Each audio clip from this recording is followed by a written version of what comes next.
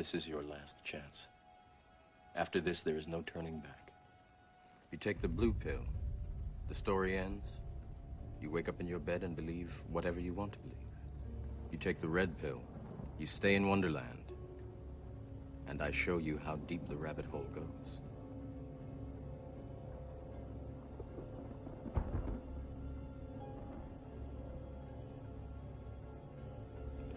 Remember, all I'm offering is the truth, nothing more.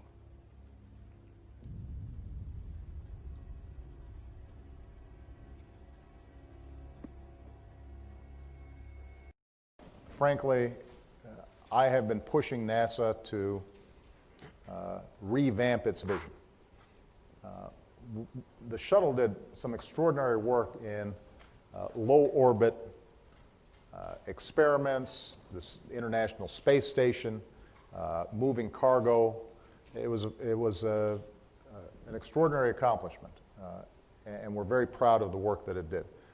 But now what we need is that next technological breakthrough. We're still using the same models for space travel that we used with the Apollo program 30, 40 years ago.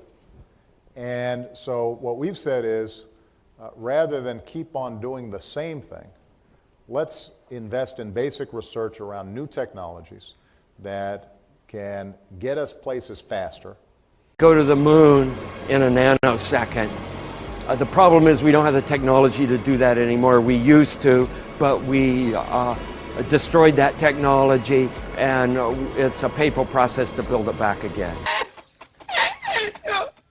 Allow human spaceflight to last longer, and what you're seeing now is NASA, I think, redefining its mission, and we've set a goal to let's ultimately get to Mars. A good pit stop is an asteroid. We haven't identified the actual asteroid yet, in case people are wondering. But the point is, let's start stretching the boundaries so we're not doing the same thing over and over again. But rather, let's start thinking about what's the next horizon, what's the next frontier out there. And But in order to do that, we're actually going to need some technological breakthroughs that we don't have yet. And what we can do is, for some of this low orbit stuff, some of the more routine space travel, obviously no space travel is routine, but it could become more routine over time.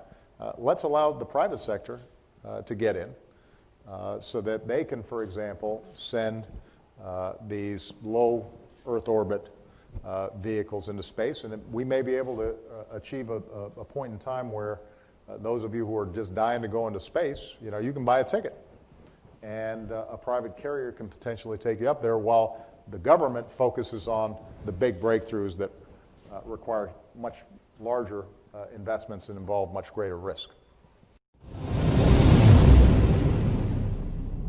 We are headed 3,600 miles above Earth, 15 times higher from the planet than the International Space Station.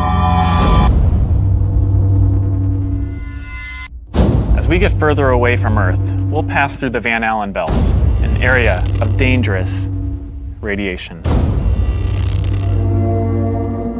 Radiation like this could harm the guidance systems, onboard computers, or other electronics on Orion.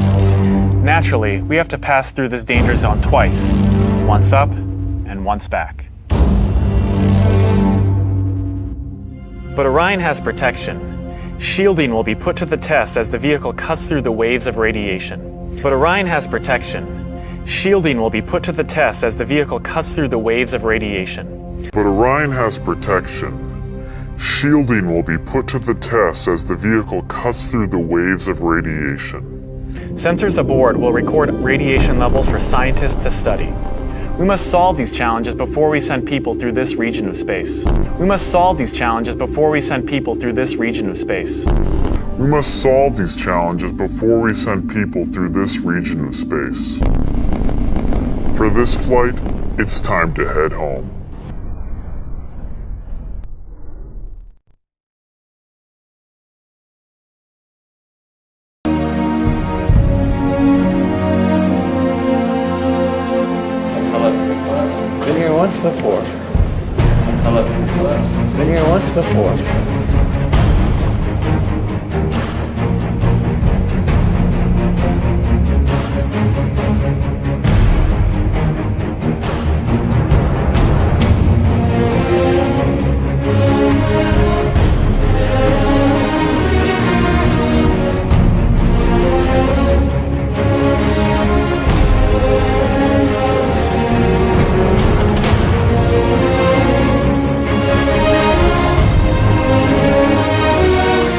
With chroma key means you can use any background that you like.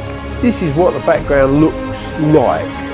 This is the true background that we filmed this on. With chroma key it means you can have any background that you like this, or maybe this, or maybe this.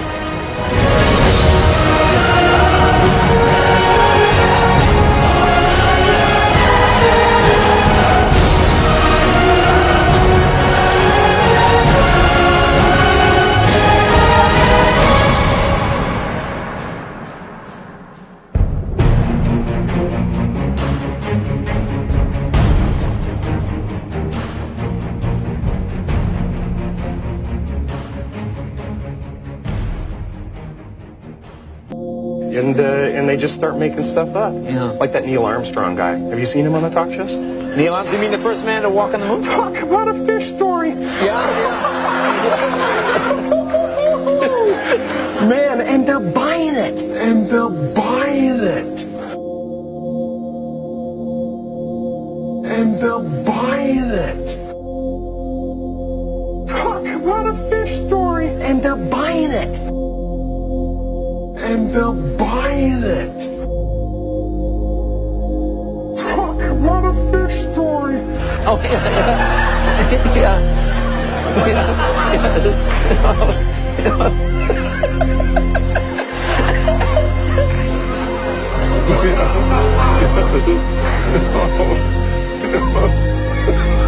And they're buying it.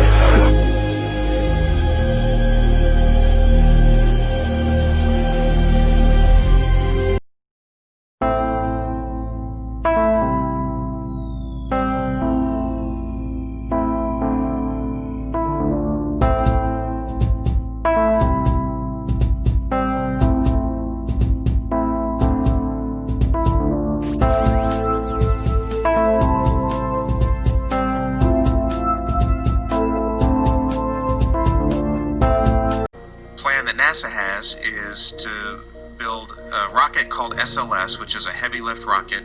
It's something that is much bigger than what we have today, and it will be able to launch the Orion capsule with humans on board, as well as landers or other components to destinations beyond Earth orbit. Right now, we only can fly in Earth orbit. That's the farthest that we can go. We only can fly in Earth orbit. That's the farthest that we can go. And this new system that we're building is going to allow us to go beyond and hopefully take humans into the solar system to explore. So the moon, Mars, asteroids, there's a lot of destinations that we could go to, and we're building these building block components in order to allow us to do that eventually. Once we travel beyond low Earth orbit, the crew will be exposed to larger amounts of radiation. So we have to design both the crew protection systems and our electronic systems to withstand this radiation. So that would mean that Neil Armstrong, Michael Collins and Buzz Aldrin were a tough bunch of SOBs able to withstand all that brutal radiation, considering these challenges are still yet to be solved. So how is it that we had the technology to achieve this amazing feat back in 1969, but we're still working on the technology in 2017, almost half a century later? Well, I managed to find a very clever and well-informed astronaut that will totally straighten things out for us and explain exactly why we're not able to return to the moon and break through those Van Allen radiation belts. Have a listen to this clever chap. I'd go to the moon in a nanosecond. The problem is we don't have the technology to do that anymore. We used to, but we destroyed that technology, and it's a painful process to build it back again. This guy, oh boy. Here's a real life example of what can happen to you when you're exposed to all of that outer space radiation. And if you're a child with aspirations of becoming an astronaut, being a very good liar might be a positive attribute to have on your resume. Now, just by showing you these admissions of guilt by NASA, I can easily end this video now, and I would have easily proven my point without a shadow of a doubt. But I'm sure that for some of you hardened skeptics out there, this damaging evidence is still not enough. So let's take this theory of mine to the next level. This here is the lunar module now proudly displayed at the National Air and Space Museum. According to NASA, the primary materials used to build the module were aluminium alloy, stainless steel, titanium, nickel steel alloy, heat resistant glass. Now, if this is the case, we have a very serious discrepancy here. If you remember earlier when I went through the different atmospheres that surround the Earth, both the thermosphere and exosphere have temperatures ranging from 0 to 2000 degrees Celsius. So I decided to examine the melting points of the primary metals that we use to build the lunar module. First off, we have the aluminium alloy, which has a melting point of 463 degrees Celsius. Next we have stainless steel, which has a melting point of 1510 degrees Celsius. Then we also have nickel steel alloy, which melts at 1453 degrees Celsius, and of course the heat resistant glass for the windows, which has a melting point of 760 degrees Celsius. So this would mean that the lunar module, along with its occupants, would have disintegrated well before it even passed through the thermosphere, let alone surviving the Van Allen radiation belts in the exosphere. To protect the astronauts from the Van Allen radiation belts, the lunar module would have required 6 feet of lead shielding. But here's what they really had for protection. Obviously, the only shielding they had was the literally paper-thin outer hull of aluminum, and their suits consisting of glass fiber, some aluminum fibers, and silicon rubber. It's very interesting concerning radiation that the astronauts were protected by a thin film of aluminum when here on Earth they put a lead shield on us when they take a dental x-ray. In conclusion, when NASA themselves admit to never having left low Earth orbit, and the fact that we don't even have the materials that could withstand the extreme temperatures and cosmic rays in space, how on earth can anyone believe that we ever went to the moon?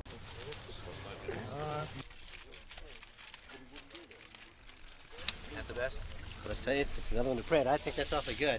That one and the one before it was pretty good. This we is have really... about 15 seconds? Oh yeah, you got a lot of time. Yeah. I claim this land in the name of... What do you got now? Now move. Cut it.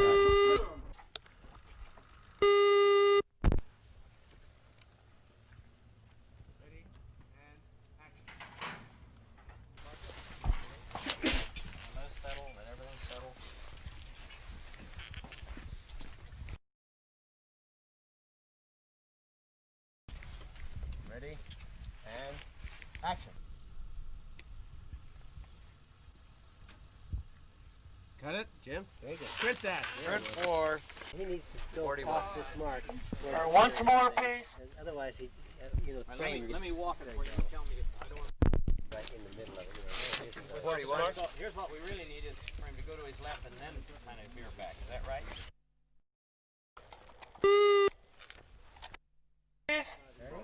No lights on the car.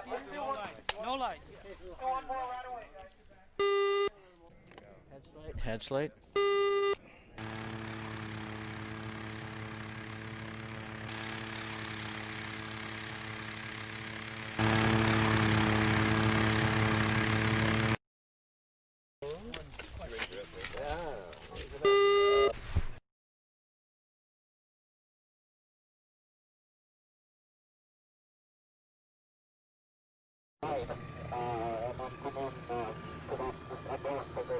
Exactly right, and it has to be, we have to be high enough so that we've got you against blue sky and not against Earth as you're coming in.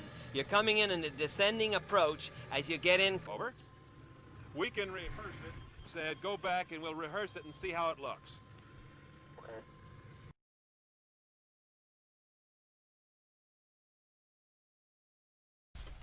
Ready? And action. Head slate.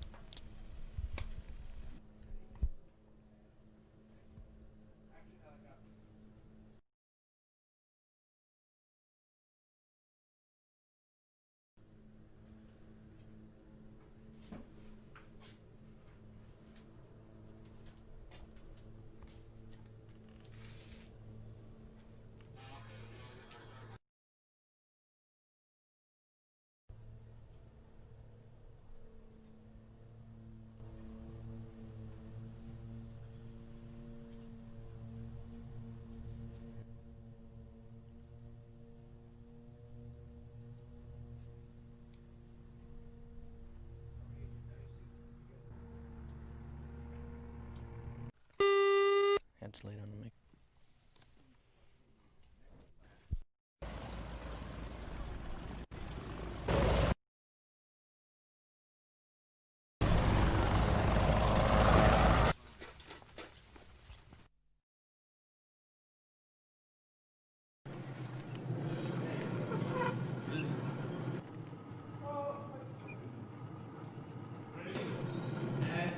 Action.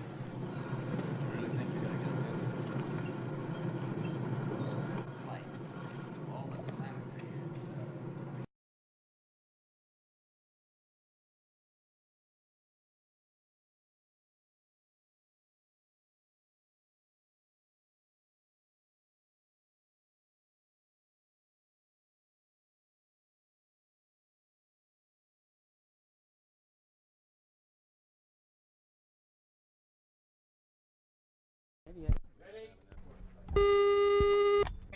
And action.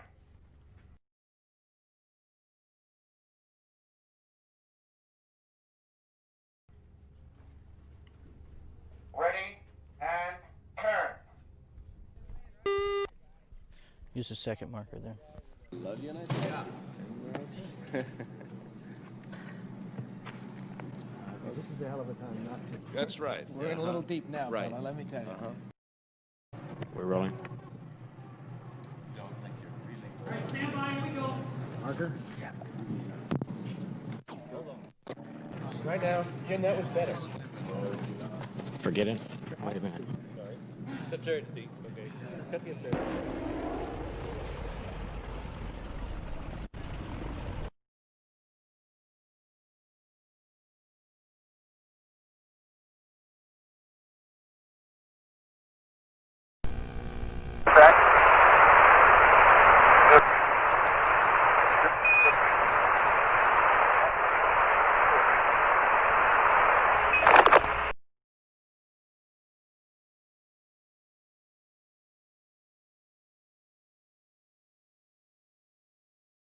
Boy, Houston, the beauty of this place is just absolutely incredible.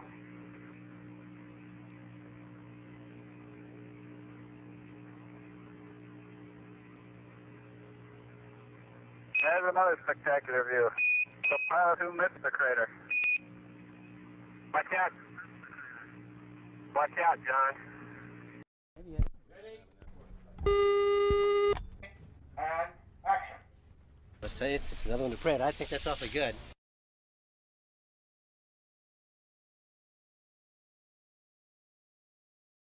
They use clap sticks on this one. Be a mic tap hit. Big.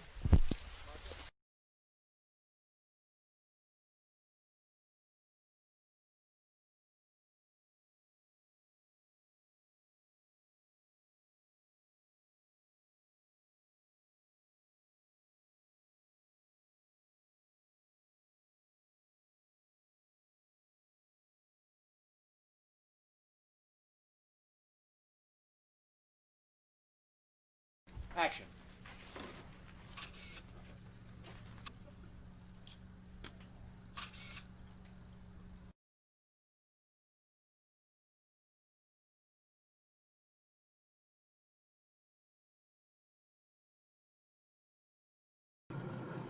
Ready? And action.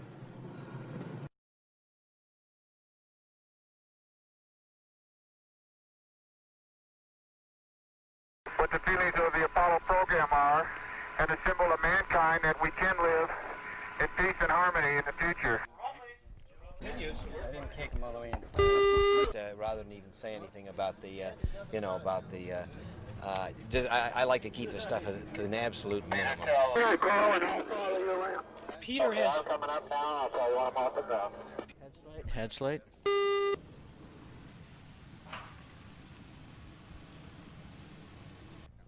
You want to head? But he didn't land there. He landed in the field. Whoa.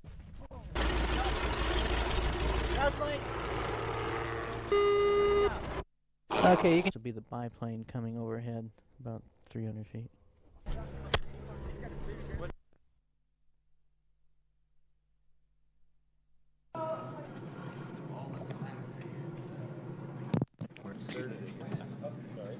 absurdity. Okay.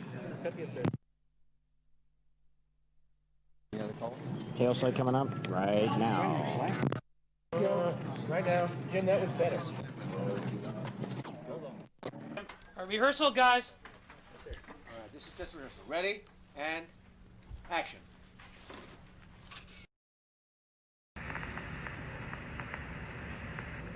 Altitude's a little high.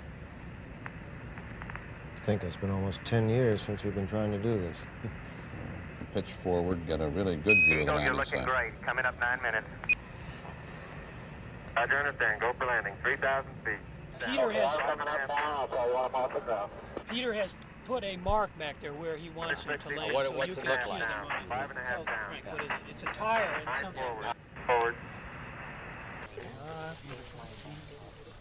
Is this a good spot, Canal? There. Yeah. Is that it? All right. Get out. Command override off. Engine arm off. We're home. 413 is in. Man on the moon. I see you. Okay.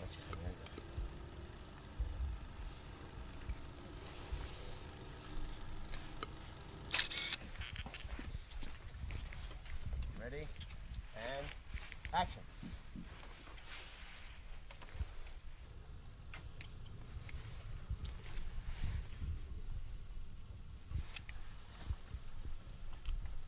What do you think? Well, it's not a good idea, but what were you going to do?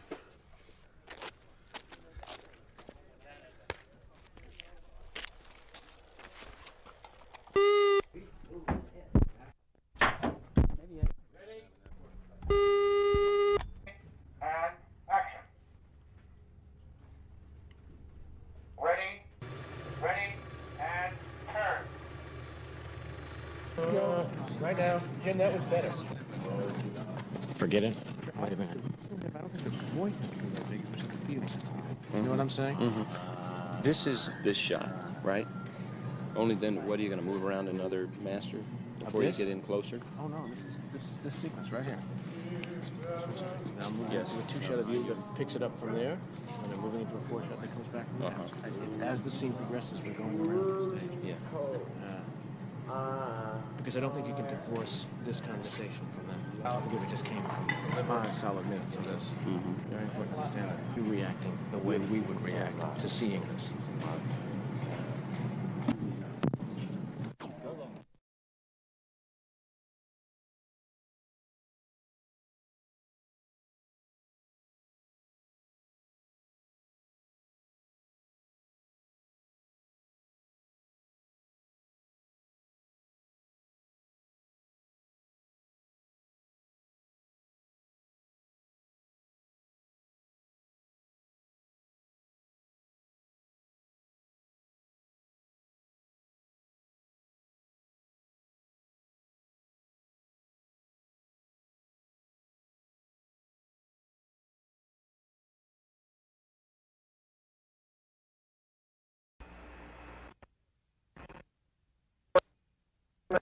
You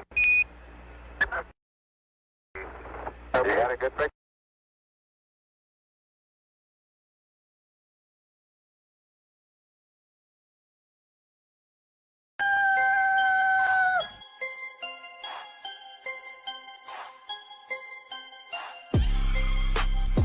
So yeah, like a lot of times during the footage, the NASA footage, you can see bubbles coming up out of the helmets or kind of from underneath you. How do you explain bubbles in space? Yeah, I'm not sure exactly what you're talking about. You might, now sometimes you get water in the helmet, and it comes, it's either you know, from sweat or from the cooling. You know, that's generally what that is. I've never seen any kind of air bubble anywhere. Could it?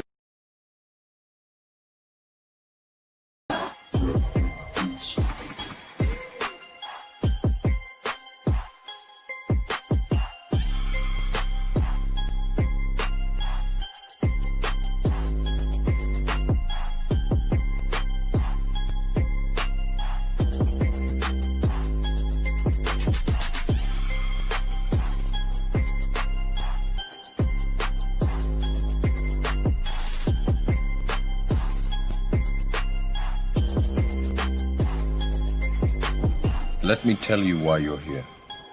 You're here because you know something. What you know you can't explain, but you feel it. You felt it your entire life, that there's something wrong with the world. You don't know what it is, but it's there, like a splinter in your mind. People who believe they saw... And inch by inch, NASA is leaking out that they know that there's a problem there. It's called the Van Allen belts, high radiation belts of charged particles around Earth, and we don't know how to get through them, they say. That it had lost the original footage of man's first steps on the moon. For NASA to come out and say that all the tapes were erased, I mean, it's incredible. Geraldo, this isn't just one tape. This is rooms of tape labeled Apollo 11 moon landing. Someone had to physically go and erase it. It's very challenging to try to prove we landed on the moon, and it shouldn't be challenging. The tape should be there. There should be plenty of evidence. Early in the next decade, a set of crewed flights will test and prove the systems required for exploration beyond low Earth orbit.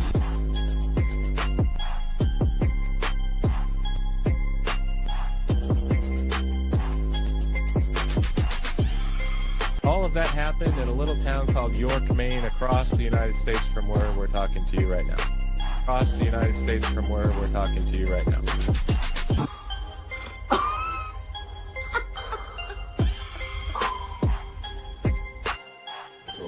Mr. Armstrong, Bart Sibrel, ABC Digital. Wanted to give you the opportunity to swear on the Bible that you walked on the moon. Will you put your left hand on the Bible and swear to God that you walked on the moon? You have $5,000 cash. You can give it to charity if you swear on the Bible that you walked on the moon. I have the tape. It'd be fine. Why don't you swear to... Why not? Why won't you do it?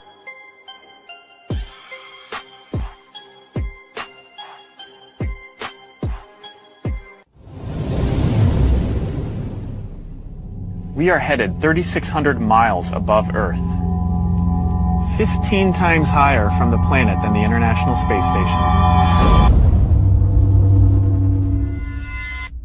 As we get further away from Earth, we'll pass through the Van Allen belts, an area of dangerous radiation. Radiation like this could harm the guidance systems, onboard computers, or other electronics on Orion. Naturally, we have to pass through this danger zone twice, once up and once back. But Orion has protection. Shielding will be put to the test as the vehicle cuts through the waves of radiation. But Orion has protection. Shielding will be put to the test as the vehicle cuts through the waves of radiation. But Orion has protection. Shielding will be put to the test as the vehicle cuts through the waves of radiation. Sensors aboard will record radiation levels for scientists to study. We must solve these challenges before we send people through this region of space.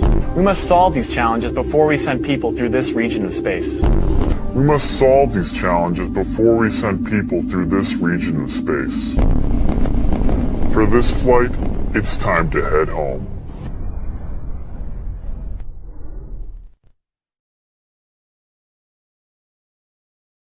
Go to the moon in a nanosecond.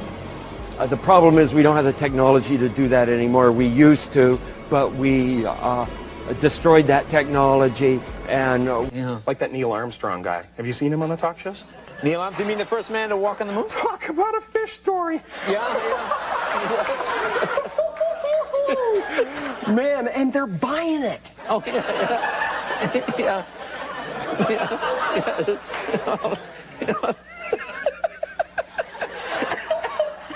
Is the Challenger disaster. In 1986, the shuttle Challenger exploded about 74 seconds after takeoff, killing all 7 astronauts inside. Or did it? It turns out that 6 of the 7 are still alive and kicking today. Ellison Onizuka claims to be his identical twin brother, Claude. Yeah, I've got an identical twin brother, Claude, too. The Challenger pilot, Mickey Smith, hasn't even bothered changing his name. He's now Professor Michael J. Smith of University of Wisconsin. Now, Krista McAuliffe was a bit of a sneaky one. She was the Challenger payload specialist, quite famous for being a teacher. It turns out during her astronaut days she was using her middle name, Krista. And now she goes by her first name, Sharon.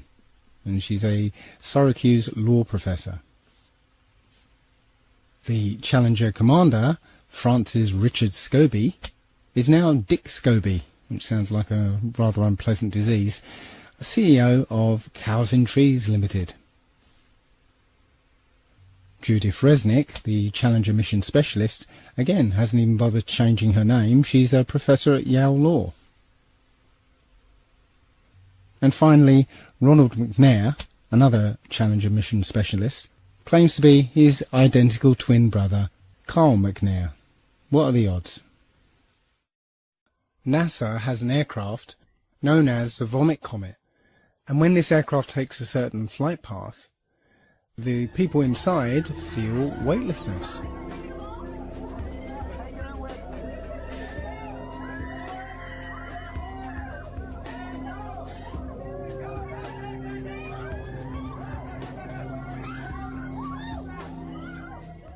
So it's almost certain that NASA has an aircraft fitted out to look like the International Space Station's interior. Now take a look at this. Hello, Katie. Notice how suddenly as she starts to wave, she floats out of control. This is so cool, isn't it? Hey, Katie, I want to Welcome aboard the space This station. is Leah. Look at this. Wow. The same thing happens here. As the plane starts its zero-G dive, the people start to spontaneously float upwards. The other problem with this technique is that this aircraft can only simulate zero gravity in 45-second to a minute bursts. So NASA employs many little tricks here to simulate weightlessness. None of their footage is live, it's all pre-recorded and edited, so plenty of scope there to use some of the cinematic tricks that we're used to, like harnesses and wires that are edited out later with CGI. But here we can see one of the tricks they use to maintain continuity between periods of weightlessness. Take a look at this woman's hair. Doesn't it look a bit strange to you? Look how it seems to spring back into place. We're led to believe that this is an effect of weightlessness, that the hair will just sort of float around. But it doesn't quite seem natural, does it? Here's video from the Vomit Comet again. Watch the way this woman's hair flows as she moves.